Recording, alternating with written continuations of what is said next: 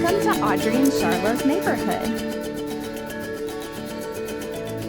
Today we have another installment of our Care Circle series. Today we want to talk about screen time. So much of our world is on screens, whether it's a phone, computer, TV, tablet, and we're more connected than ever before. Screens aren't the boogeyman. We're here to talk about what we know and how to support your child's development in the tech age. We know that excessive screen time has been linked to behavior and conduct problems, developmental delays, speech problems, trouble learning, autism, and ADHD. Excessive is not as big of a number as you might think. Excessive screen time is 1 hour or more for kids 5 and under, and 2 hours or more per day for kids 6 through 17. Preschoolers and boys are at higher risk for the effects of excessive screen time. It's important to look at the reason, risks, and benefits of screen time. There are times when screen time might be higher, like summer break, weekends, holidays, or during illness.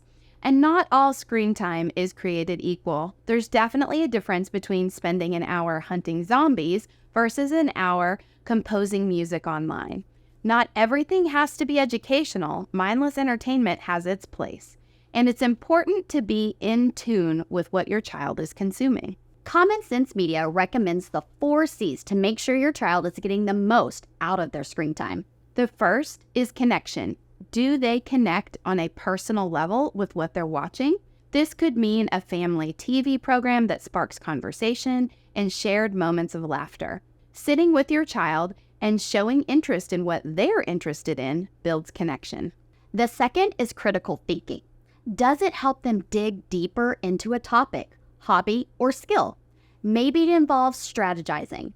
Video games often get a bad rep, but in small amounts and with age-appropriate content, the rapid problem-solving and hand-eye coordination can be fun and beneficial. The third is creativity. That might mean making a story, a song, or art. This helps your child's brain by encouraging imagination. The fourth is context. Help your child see how screen time fits into the bigger picture. Sitting near your child while they play or watch and asking questions can help extend learning. There are many dangers that come along with screen time outside of the amount of time your child spends on them. Your child's brain may not be ready to handle some of the content in videos or video games. This may come up often if your elementary-age child has older siblings. YouTube has many videos that are marked as for kids, but are actually scary and not appropriate. There is also the danger of communicating with people your kids don't know in real life, or about saying mean things about others. It's harder to see how our words affect others when we can't see their face. Oh, I wonder who that could be. Hello! We'd like to welcome our neighbor, Lindsay Paris, Community Liaison for Read Play Talk. Lindsay, talk to us about screen time. Screen time is such an interesting topic because there's so many varying views on screen time. One, if kids should even be allowed to have screen time at all, and if so, how much screen time should a child have? One thing is definitely for sure, since the COVID-19 pandemic, screen time has gone up significantly within the use of our children. So the Kaiser Family Foundation actually recently did a study that shows that kids spend an average of 7.5 hours on screen time per day. And that's just screen time for like entertainment purposes. That's not necessarily screen time that kids are spending on school for their schoolwork. So screen time has definitely gone up. And it seems like kids are being exposed to screen time younger and younger. Like, what are the effects of kids being exposed to excessive amounts of screen time at an early age? Screens are definitely becoming a norm in our society. It seems like anywhere you go, you'll see a kid on a screen or even babies and toddlers on screen. Mm-hmm. I have a very vivid memory when my oldest daughter was a year old. I remember her, she was holding my iPhone and she was manipulating it and, finding her favorite app. And I remember thinking, oh my gosh, my kid's a genius. Like, look at how smart she is. But the more I've learned, I found that those phones are actually designed to reach the most basic part of our brain. So it really doesn't take a genius to work those at all. But we definitely are seeing some delays in kids who are exposed to excessive amounts of screen time, whether that's delays in speech, really reaching developmental milestones. Yeah. and even the ability to regulate one's emotions. So tell us about educational apps on YouTube, or just educational apps in general, ones that do nursery rhymes or teach kids different types of words, numbers, colors, things like that. While there might be some benefit to those types of apps or types of videos, I can tell you that they aren't near as beneficial as if the child were having those interactions face-to-face with a parent or caregiver. In Mesquite ISD, we offer a program called Lena Start, which is available for all families with children under the age of 3, and we teach the importance of talking with your baby every single day.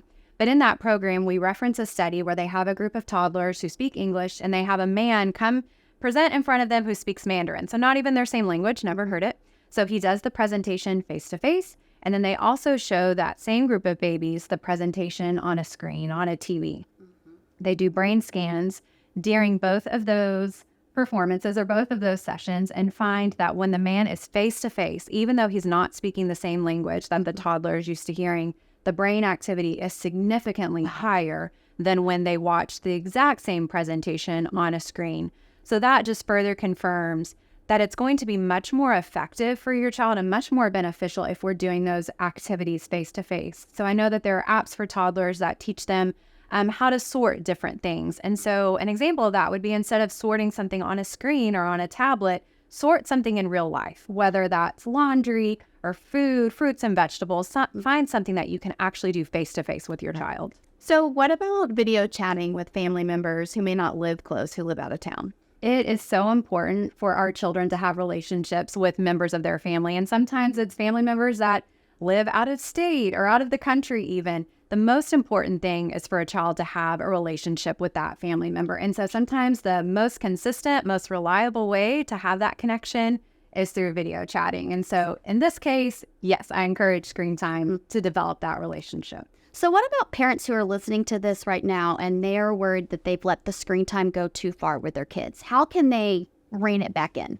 That's such a good question, and something that I really wrestled with once I started researching the effects of too much technology and screen time in kids. But the first thing that I would say to parents is just a gentle reminder that you are the parent and you have every right and responsibility to make decisions that you think are best for your child. I'll share this analogy that I actually heard recently from Dr. Becky Kennedy, and she talks about a pilot flying an airplane. When a pilot leaves, he has a specific flight path already mapped out. He knows which way he's going. Now, during that flight, it's not uncommon for a pilot to experience turbulence or change in weather patterns.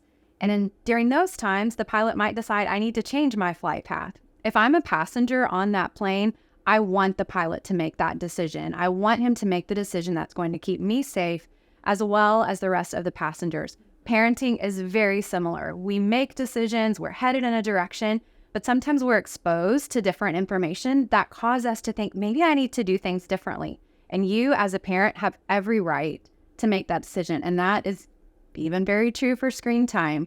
Yeah. And it also sounds like it's never too late to start this process either. I would agree with that 100%. It's never too late. Thank you, Lindsay, so much for sharing your wisdom and expertise and your time with us today. Thanks for having me. It was fun. Thanks for being our neighbor. A great way to introduce this topic is through books and even videos. Below, we have linked a few resources on screen time. Watch these with your kid or check out these books from the neighborhood library.